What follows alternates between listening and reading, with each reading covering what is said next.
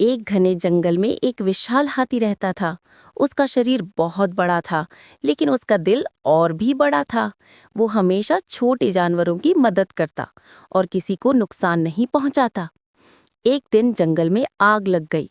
सभी जानवर डरकर भागने लगे। हाथी ने सूंड में पानी भर भर कर आग बुझाई और छोटे जानवरों को अपनी पीठ पर बैठाकर सुरक्षित स्थान पर पहुंचाया। उसकी मेहनत और साहस से आग पर काबू पाया गया। सभी जानवरों ने उसे अपना रक्षक माना। इस तरह विशाल हाथी ने दिखाया कि सच्ची ताकत दूसरों की मदद करने में होती है।